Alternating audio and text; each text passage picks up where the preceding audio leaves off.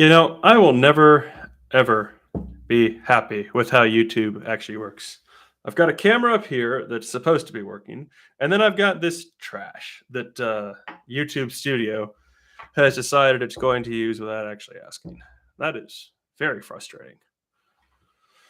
Can y'all hear me? Is this thing even working? I can never actually tell with YouTube. It's not a very good system. I really probably should get some actual streaming software at some point, but just haven't done that yet. So let's go ahead and get the link out. We'll give it a few minutes for this stream to actually start. Yeah, okay, good. I'm glad, Mr. Todd. That means that something's working at least.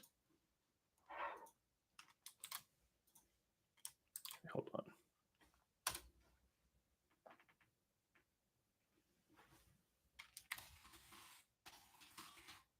Okay. Telling the marketing boys to go ahead and kick the door on this one. In fact, I will get it into the Telegram myself.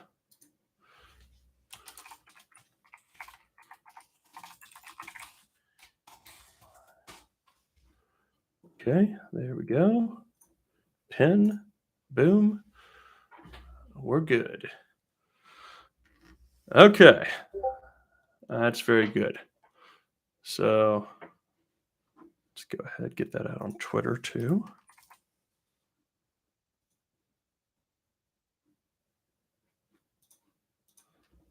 Okay. Pull everything up.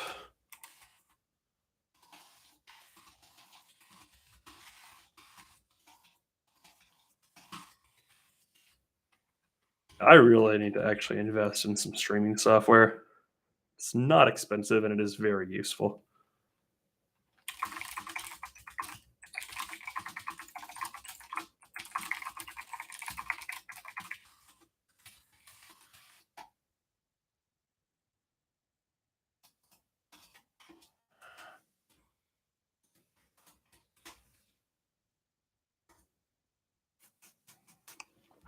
Okay.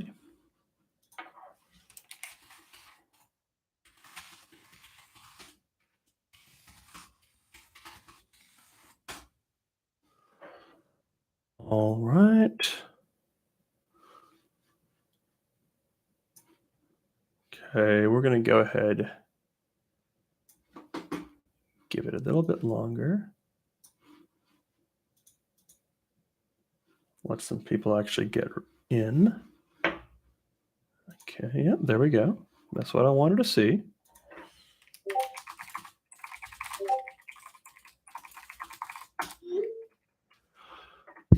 Okay, this is good stuff.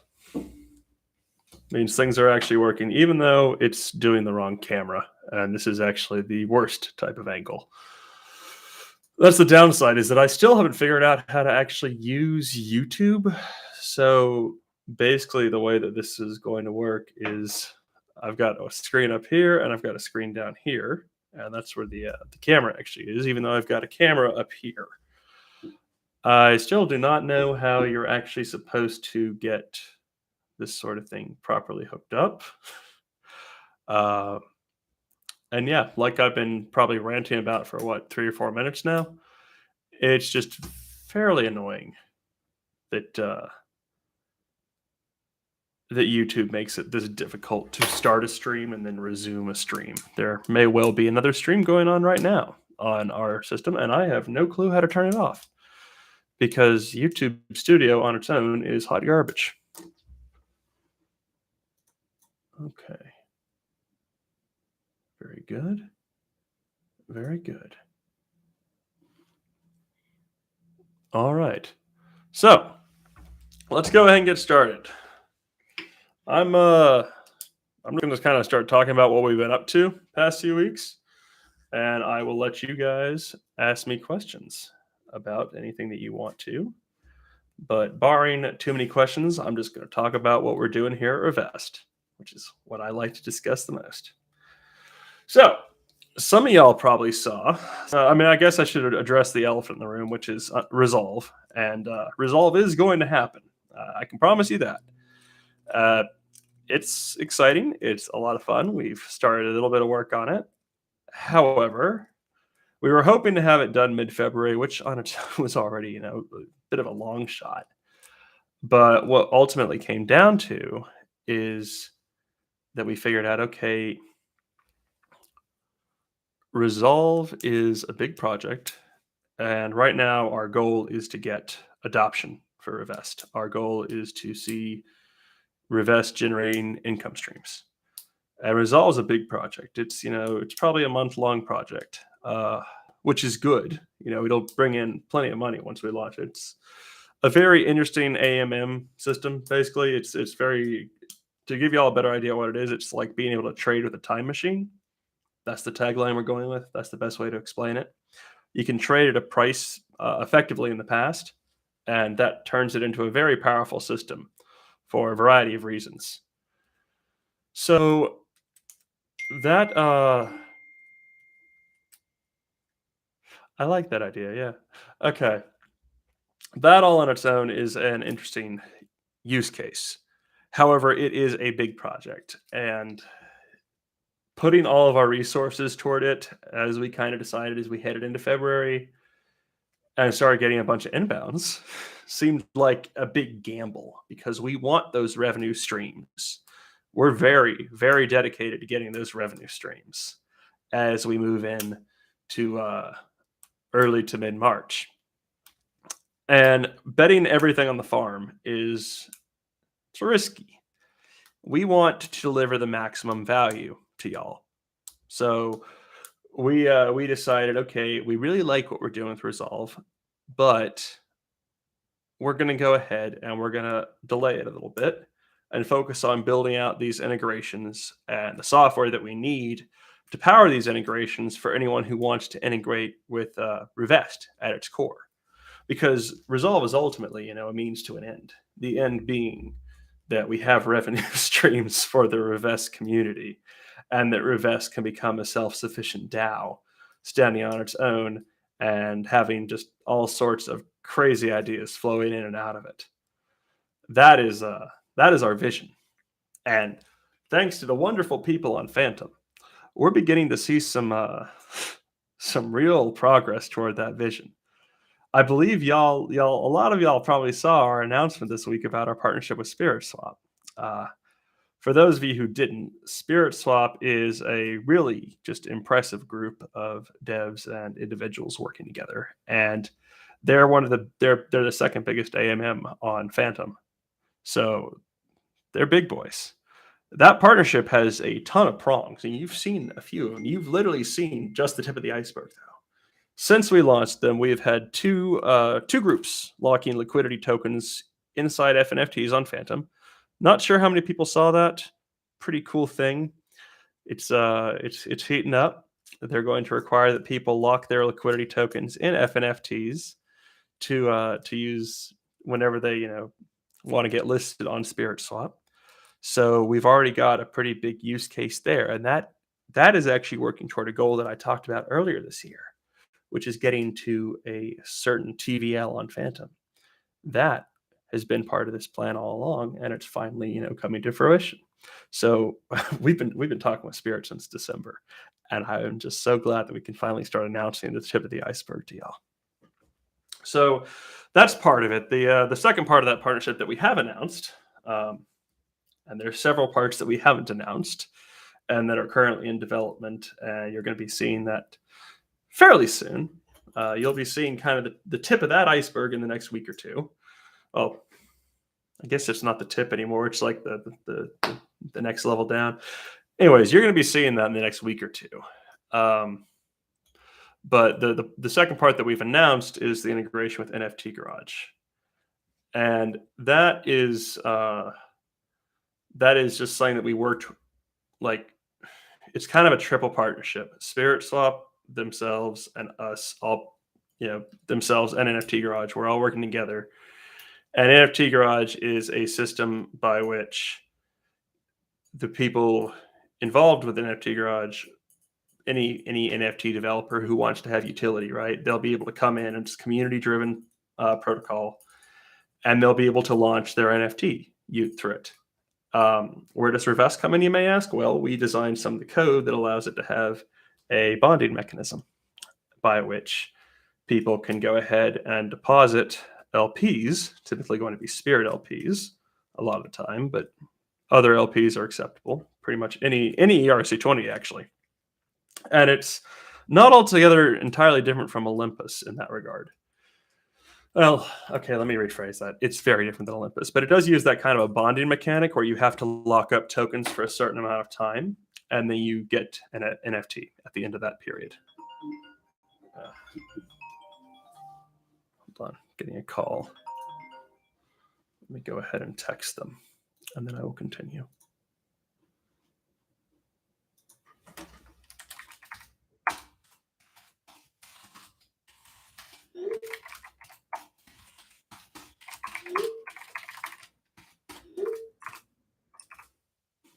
Okay. So let's pull that up here so it's out of the way. All right, yeah. So where was I? I think I was telling you all about NFT Garage. So yeah, that is actually a very good deal for Revest. We're going to be charging, I believe, in the neighborhood of 10 Phantom per mint, flat rate to Revest stakers. So let's say you had an NFT series of 4, 5, 6,000. That's a pretty significant amount of Phantom, actually. That's 40, 50,000 Phantom. Phantom's at what? $2 a token right now? No, wait. 5,000 times 10, 50,000 Phantom. Yeah, about 100,000 bucks. So that's pretty cool. That's pretty neat. There's more revenue in there. And like I said, that is kind of our MO as a company. Well, Revest Finance is the company that currently develops the Revest protocol, and that's kind of our whole MO is building the protocol into being able to stand as the DAO and getting those revenue streams up and running, so that those of you who have put your faith in us, well, we give back to you. We get this thing off the ground in the air and flying, and it's really exciting seeing all these inbounds we've had. We had, Spirit, like I said, they're kind of the tip of the iceberg. There's a few other folks who've approached us, and we built some really exciting integrations for that are going to unlock some financial instruments that are just not even possible right now. And the even cooler thing is that when I talk about like the one that you guys saw me talking about my week turnaround, I posted about it on Twitter a while back. I did a 1 week turnaround on an entire project. I was very proud of that. All Solidity, of course, but we've been developing an SDK. I'll get into that in a second. I'm going to answer you in a second, Mr. Todd. But that 1 week project, got the unit test, wrote the code, all done. 1 week, actually less than a week, I think 6 days. And the coolest thing about that is a very commonly used protocol. Like that has integrations. Not just on Phantom. It's got multiple integrations on Phantom. It's got integrations on Mainnet. It's got integrations on Polygon, on AVAX. There's everyone who uses this protocol. And there's a very common problem with it that people want to solve with NFTs, FNFTs actually. And we've solved it. And it'll work. This solution, it'll work anywhere. It adds value. It's pretty easy to pitch. And a lot of people have been wanting it. So we're able to give it. And that's really exciting. There's a lot of cool stuff there. It's very easy just to show up to someone and say, hey, charge someone a few bucks to use this. We'll give you this solution. As long as our stakers as long as they get those revenue streams, we're not going to even charge you to develop it. How does the Phantom get to the stakers? So currently that would be the solution, Mr. Todd. It would have to be bridged back to ETH and distributed from there. But the ideal that we're shooting for in Q2 is we really like Phantom, and we want to set it up so that the Phantom is distributed native to Phantom. That's a really complicated question, though. But I mean, I've got some ideas. The question of how you actually distribute it native on one chain while your stakers are on a different chain is a complicated one. There are several ways of going about it, including saying, okay, you have to stake your tokens on ETH, but you can bridge your FNFT to Phantom, or say, yeah, you can stake anywhere and you can bridge your FNFT, but you can only be collecting rewards on one chain. There's some interesting mechanism design in there. What'll likely happen is that we'll probably just give people the option to bridge to the chain that they want to be in the pool on. So if you have, if you're staked on Ethereum and you want to bridge over to Phantom and start collecting your rewards from the rewards pool generated on Phantom, you can very easily do that. It's a hop, skip, and a jump, and now you're in the Phantom pool instead of the Ethereum pool. It's likely going to be easier to do it that way rather than the alternative, which is a bit more complicated, where instead of doing it on Phantom and Ethereum, that's a lot harder, because then you have to keep track of duplicates, and that just gets really crazy. Let's see. Stone Cold. The team is on fire. Building. Yes, we are. I appreciate that. Brian Crane asking about charged particles. I've heard of those guys. They're what are they? They're an ERC20 locker. Not entirely different to us, but they're really far more focused on art from what I've seen. We are I would say we're in very different areas, and I don't really consider what they're doing to be similar to us at all. It's far more art focused, a lot less heavy on the finance. They say that they're interested in getting into finance, but from what I've seen, all they've done is art. And I believe their stuff is whitelisted so that you can only use a very slight number of tokens, and they don't have a native UI. And that is actually one of the biggest things about Revest is our UI. The Revest FNFT is one of the most powerful tools in DeFi, not because it's an ERC 1155 that can hold ERC 20s, not because it's able to contain 721s too. That's easy. Any dev can do that. What makes our system useful is that it eliminates the need to develop front end for a developer who wants to tokenize fungible or non-fungible positions using an FNFT. So we've seen various other folks trying, and I've been writing a little article on this. We've seen various other folks trying to get into the FNFT space, and some of them, they're more niche. They're doing, very focused things, and they have half decent UIs. Some of them, however, have just kind of very clearly put a minimal amount of effort into it. I don't want to name any names, because hey, it's good to see people getting into the space, more the merrier. But UI is a very important consideration. And if we take a look at, as much as I'm a fanboy of him, I have to, levy criticism where criticism is earned.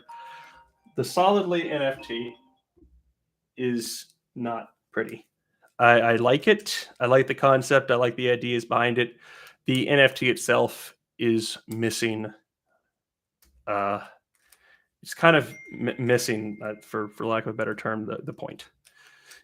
It is communicating information to the end user in a graphical format, certainly, but it is doing so in a way that is very confusing from the perspective of the average end user. It's displaying numbers in full decimal precision. It's displaying timestamps and Unix time code epochs. And there are downsides to both of those. If y'all haven't seen it, go take a look. I admire Andre. I admire what he did with Solidly. It's a good step in the right direction for FNFT integration. Honestly, if he wants to wrap those things up so they actually look pretty and display information to the user in a good way, I'm happy to help him out. Love to get in touch. Andre, shoot me a DM. But the problem is that users need to know what they're getting if they're buying an NFT. If they're buying an FNFT, doubly so, because it's a financial instrument. And if I go look at a Solidly NFT right now on PaintSwap, I'm going to see an FNFT that says a bunch of, it's a black background and some white text. And it's full decimal precision. Some of you may not know this. Ethereum has no decimals in it. When you see 0.000001 ETH, That's actually an integer.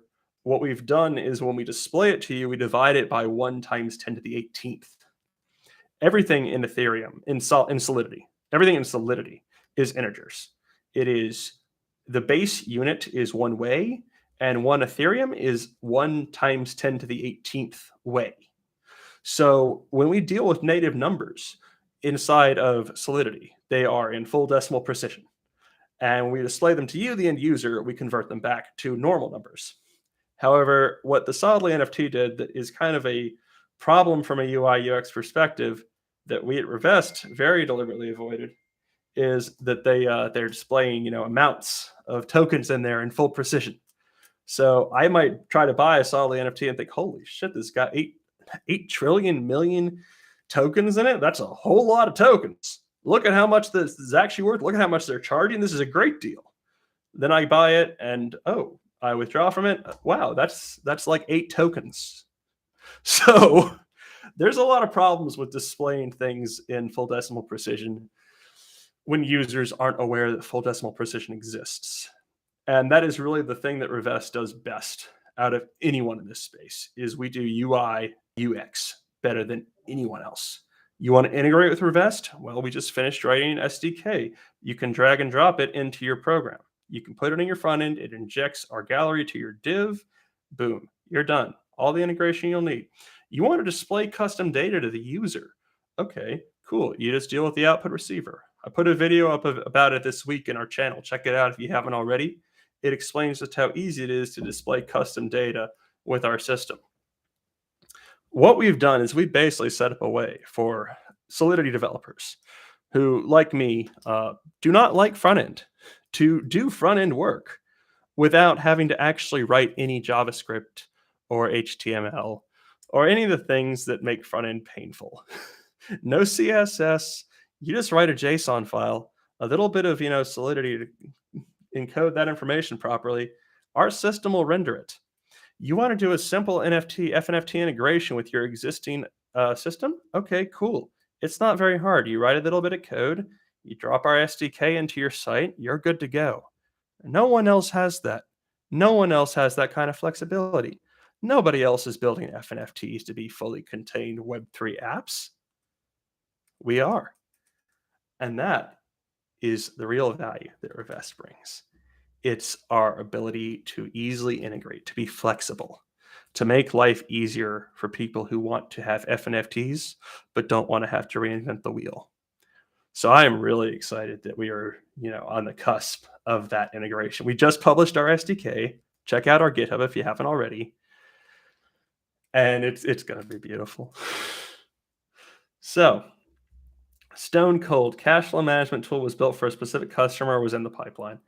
That's kind of just been an idea we kicked around for a while. It has some fairly interesting uses, and those uses are, well, they're fun. If you have a bunch of tokens and you want to take profit at a particular price, but you don't want all the money up front for whatever reason, it's a great tool to have. There's some fairly interesting stuff you can do with the cash flow management tool. And those of you who need it and realize why you need it will really appreciate it, I am certain. But okay, any other questions? I think I've waxed poetic about how amazing our UI is. I know that you guys have probably already seen some of the stuff we put together for it. And I'm happy to just keep to jump right into this giveaway that we've discussed, but I'm also more than happy to answer any questions that y'all may have. Go ahead and hit me with something.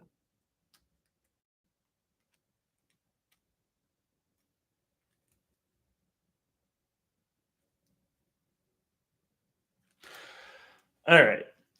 It appears that no one has any further questions. Nobody wants any alpha about anything. Mr. Todd, I can neither confirm nor deny the answer to that.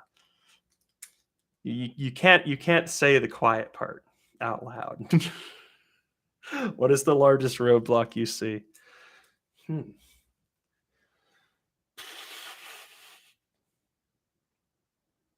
That is an interesting question. In terms of industry, um, I mean, getting people to be interested and see the utility is already kind of happening. That's one of the cool things that we've seen lately. So, continuing to drive adoption is always going to be an important thing. Um, Continuing to drive education is still an important thing. Education and marketing are ongoing challenges, but I don't see them as huge roadblocks. Scaling, maybe, as in scaling the business at an individual level. We're talking software. That's something that I am very, very ready to handle. Running a business has been an absolute adventure. So that side of it is probably the side that I'm least familiar with, but it's also a side that I think I have a fairly good handle on just from an instinctual level. Not to sound like overly confident or anything. I enjoy running a business, but it is definitely it's a good learning experience. I don't see anything that I would define as a roadblock. I see things that I would define as, like, okay, that might be a little bit of a challenge, but we'll do it. I guess maybe just accumulating the critical mass needed for industry-wide adoption. We're already underway on that though, and we don't have any competitors from what I've seen. We literally have no one even close to doing what we're doing. It's kind of fantastic. We've got people doing their own niche little applications, but that's not really a barrier to adoption of our system. So yeah, I'd say we're in a fairly good place. I don't really see any significant roadblocks for Revest. Are other protocols talking with you for integration? Yes, yes, they are. We are in talks with some fairly interesting people on Phantom, uh, one or two big players on Ethereum, and a fairly big player on Polygon. I cannot name names. Uh, and if you actually asked me to name everyone off the top of my head, I probably would not be able to because we have a lot of ongoing chats. It's really quite exciting, actually. Okay. Have any CFI institutes contacted you? We've had people reaching out from banks before, and nothing's ever come of it. To be quite honest, that sort of stuff has such high friction with the world in which we exist that a lot of times it's not actually very profitable at all to look into that specific business. The downsides from the regulatory perspective are significant compared to the upsides from the profitability perspective. So typically we've remained in DeFi as our primary avenue. It's more profitable, it's less friction, it's easier by far to work with. Anything happening with EVM OS? We're talking with them. They seem like nice folks.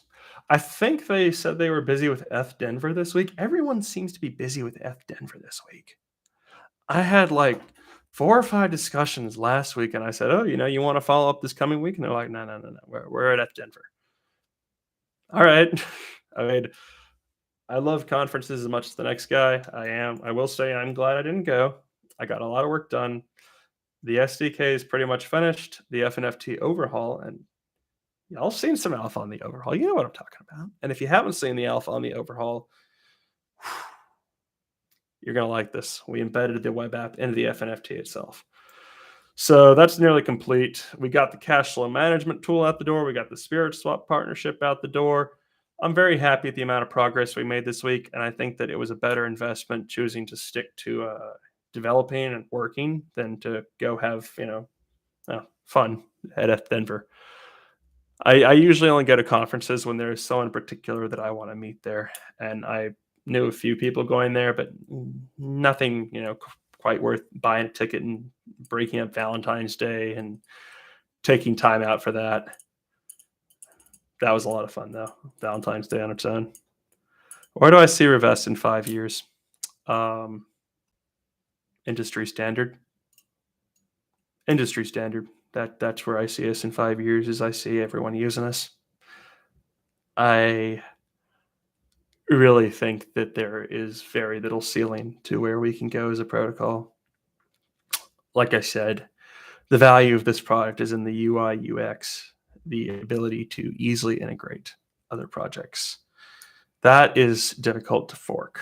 A lot of this stuff people can fork, but a UI UX that's this beautiful, that has this kind of sticky network effect, since you're integrated, it was easy. Okay, why would I ever want to switch to something else that doesn't have as good a UI, that doesn't have all this polish on it, that doesn't have this amount of work put in? That is the kind of thing that people want. Any thoughts on talking to influencers to get more eyeballs on the project? We do talk to folks, Brian. Um, Actually, I don't think we've announced it yet. I'm doing an AMA with Phantom Alerts again on Monday. I believe it's Monday. It's on my calendar. Let me double check, y'all. Where is that? I'm so busy with building, I don't think we've gotten around to announcing it. Yeah, Monday at 11. You guys heard it here. If you haven't gotten all your questions answered today, you can go over there and get more. But no, we have two performance marketers, and one of them comes more from the influencer background. So he's been assembling lists of people. You'll see the fruits of his labors fairly soon. He's actually got a slight side project he's doing that involves talking to an absolute ton of influencers in the crypto space, and he's working on using that to leverage our name around. So we we're working on it. The general idea of talking to influencers is you want them to actually appreciate what you're doing. I I'm not about paying, YouTubers $20,000, $30,000 to do a review on me.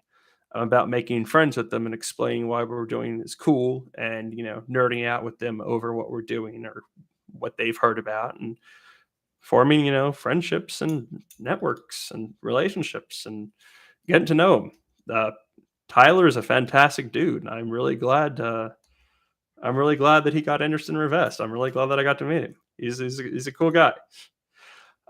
Same with Austin from Phantom Alerts. He's a really just wonderful human being. Genuinely, cares a lot about people in the space, wants to see them succeed.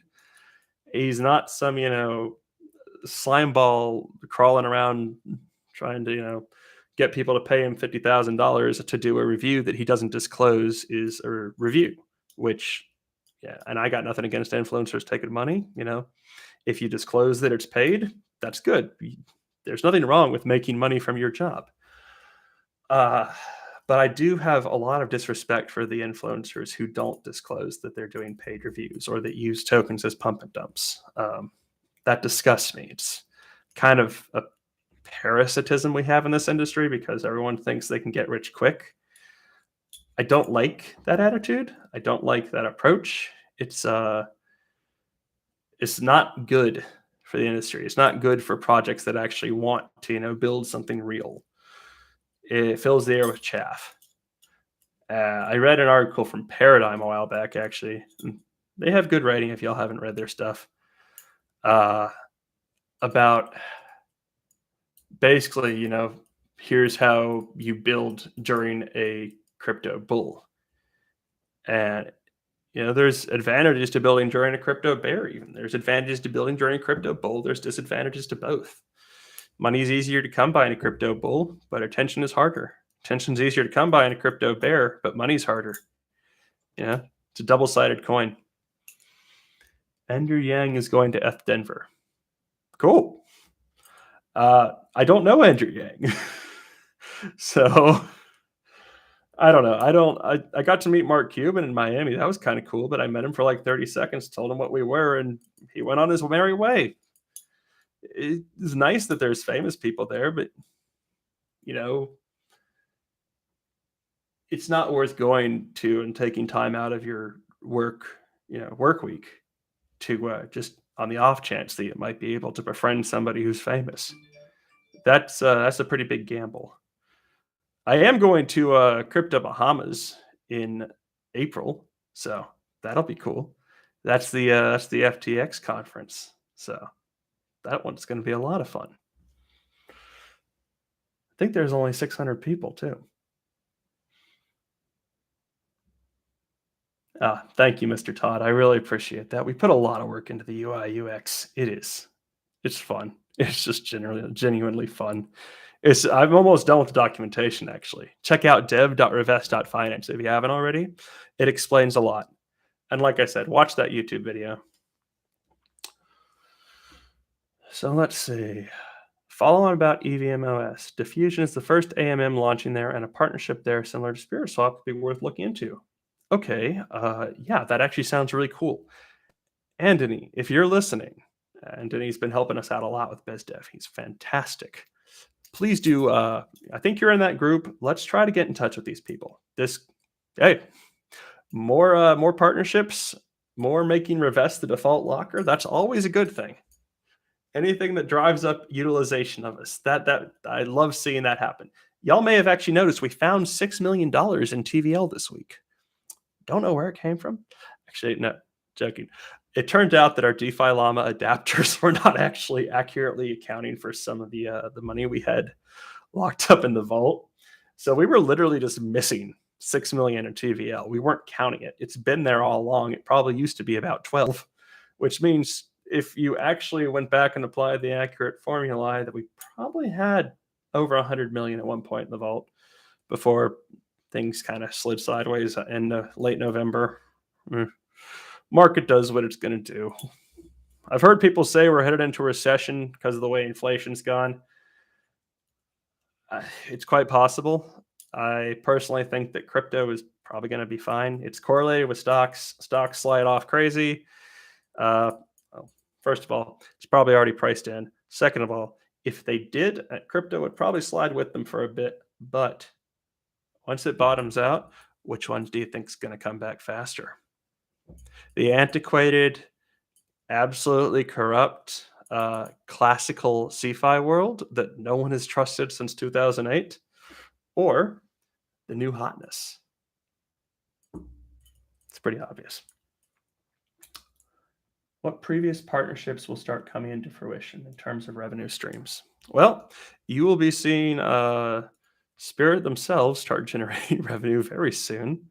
I fully expect Exodia to come online sometime in the next few weeks, so I'm excited to see that pay out. I know we've been batting the bush around with EcoFi a bit recently. I'm not quite sure where that's headed. I think it could be headed in some fairly good places, though I genuinely have no clue on the timeline. We shall see. The partnerships that I'm aware that are going to be generating just daily revenue streams, well, you don't know the details of that yet, but you will soon.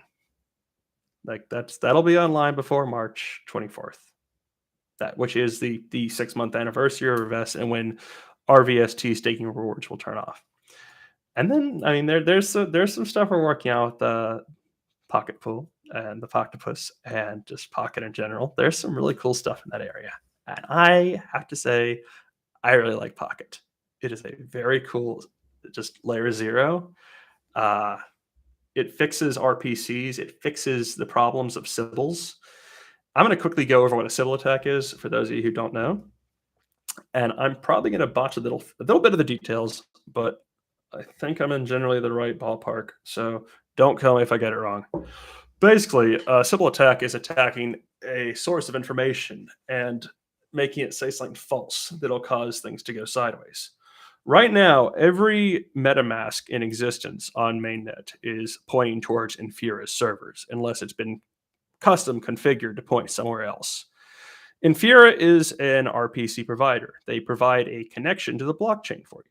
That's how your MetaMask connects to the blockchain. It talks to a server that is typically going to be hosted on either DigitalOcean or AWS, and that server then talks to a node running Geth, typically, an Ethereum client that has the full blockchain on it, and makes a query about what the state of the network is. This is how Uniswap tells you what the price is. This is how DEX tools will know what the price is. This is how you read any data that's stored on the blockchain. Here's where it gets scary. So Let's say that I am a disgruntled employee of DigitalOcean. I'm a sysadmin. And due to some quirk of fate, I happen to be the sysadmin for a data center hosting a significant number of machines that are working for Infura. And I decide that I really don't give a damn anymore. And I want to move to Bali, which is where you go if you're a white collar criminal because they don't have an extradition treaty with the United States. So I set it up so that, first of all, I'm out of the country when this all happens. I'm already far gone. But second of all, I use my physical access to these machines. And that's the thing about physical access to a server. If you have physical access to a server, you can do whatever you want.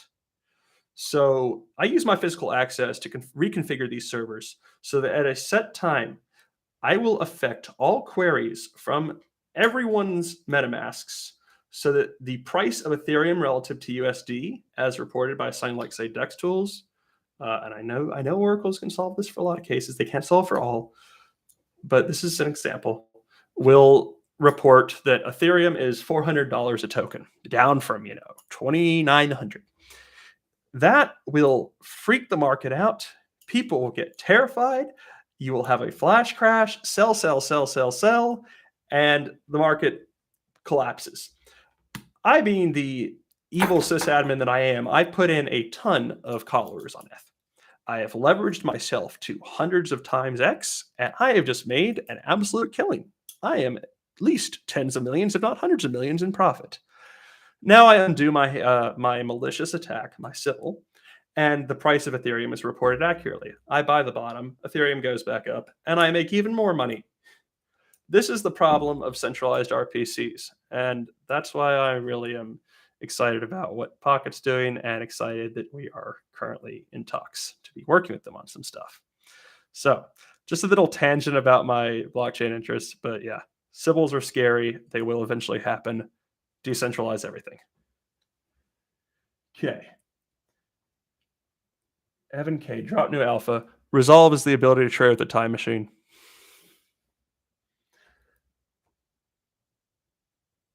We're already on AVAX. We're deployed on AVAX. Our system's live on it.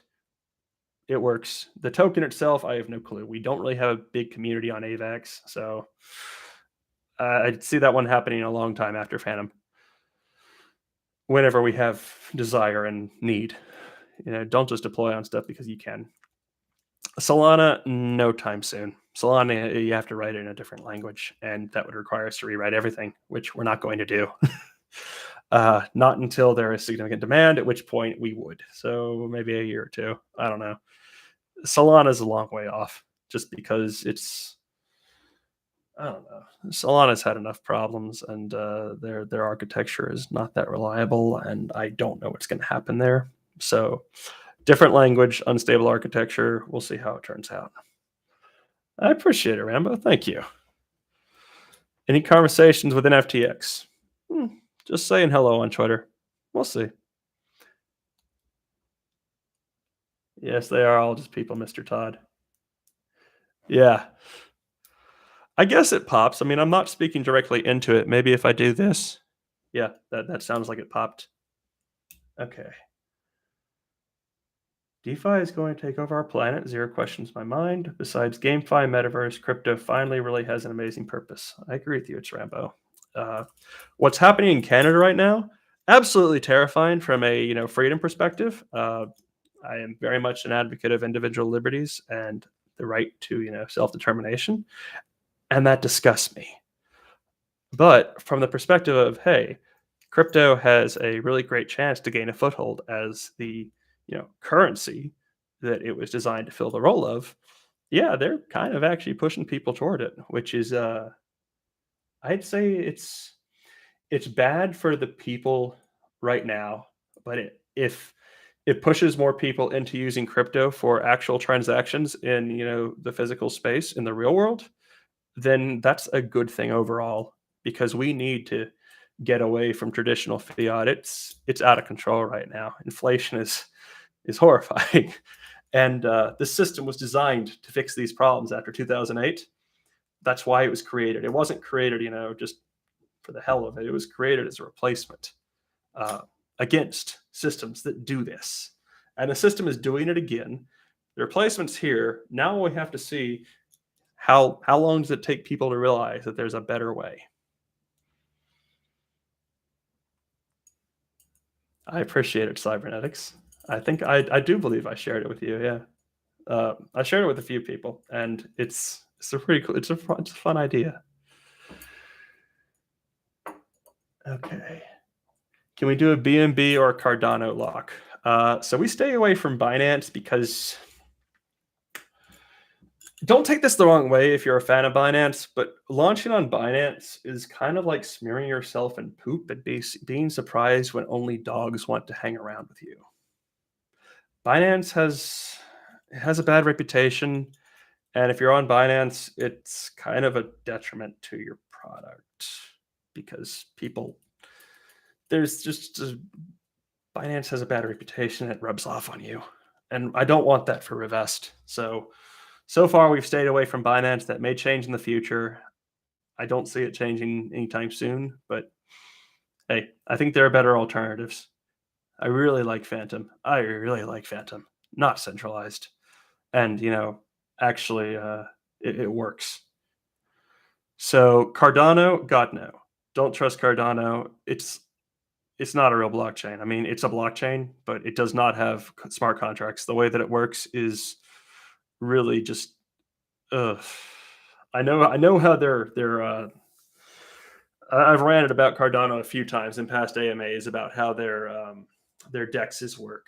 And the fact of the matter is that because of the way their system is set up, you can only do a single transaction per block for everyone. Like if I want to transact and you want to transact, you can't transact in the same block as me. I get to transact. Cardano it's not a good blockchain. I would not trust it. Okay, how do you see the Pocket Network integrating into the Revest ecosystem? That would be dropping a little bit too much alpha if I told you that. But basically, we're looking to do some interesting things with yield. I will leave it at that. And yeah, the obvious one is, integrate their RPCs into our system. That one I can say without dropping too much alpha. So yeah, integrate their RPCs into our system and do some cool things with yield. Let's leave it there. Yes, Mr. Todd, I did know that actually. The media has been very against those truckers, and it's a shame. I read a great alternate media source the other day who she actually I think it was a woman. She actually went down and talked with the truckers and got their opinions and spoke with the protesters and tried to understand them as human beings. And it was great. It was fantastic seeing someone in reporting show that humanity to another person rather than just treating them as like a thing or something to be hated, something to be despised because they disagree with the message. I don't like that. It's not humanizing. It's very cruel and unkind. And I really appreciated that article because it actually tried to understand things from multiple perspectives and just present the situation as it is rather than passing judgment on it. It was very refreshing. All right. So I think we're about out of time, uh, which is a shame because I have thoroughly enjoyed this. Y'all have been a fantastic audience. But let's see. So this sticker thing. Hold on.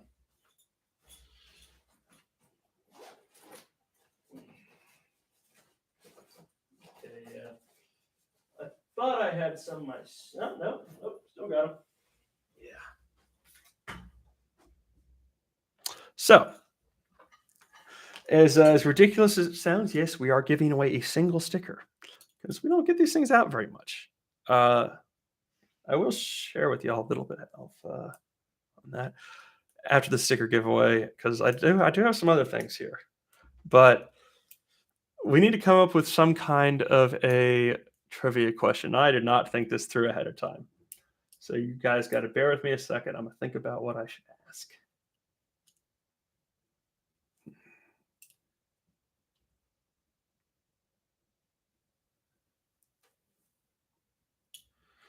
All right.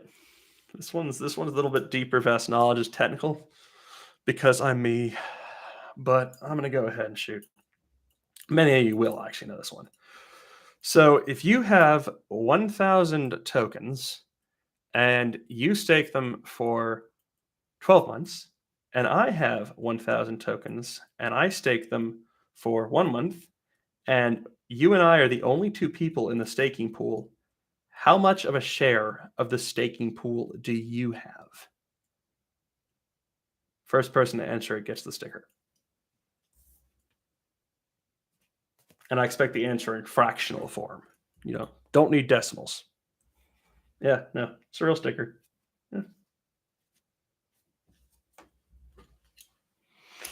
Oh, Jesus, I didn't see the NFT part. So, Red, I'm thinking in terms of a fraction, not a percentage. I don't actually know what that percentage is. I think you might be right. No, you're not right. So again, you're staking 1,000 tokens for 12 months. I'm staking 1,000 tokens for 1 month.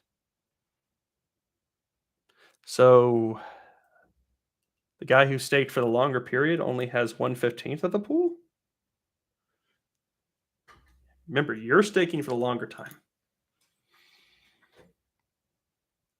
Okay, cybernetics, you're pretty close. So if that's the 1 month, then what's the 12 month?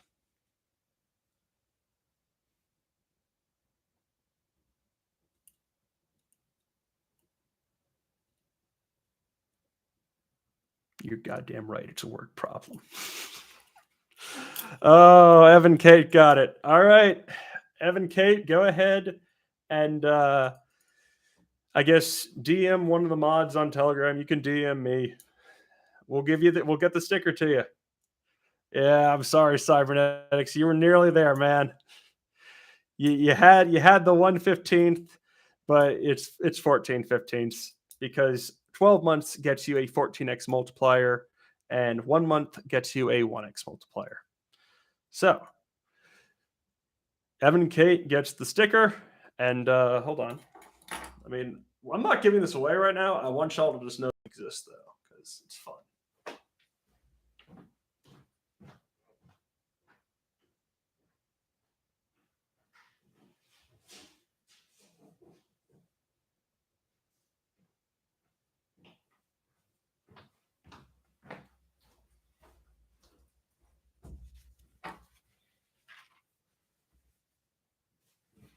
Yeah, we have these made. To every moderator who's watching, they are coming. But yeah, that has been it, folks. Evan Kate, go ahead, just get in touch with the mods. We'll get you the sticker. And everyone else, thank you so much for coming. It's been absolutely fantastic talking to y'all. I always enjoy these conversations. Thanks an absolute ton. And we'll talk soon. And until next time, y'all have a fantastic weekend and a fantastic afternoon. Take care. Bye-bye.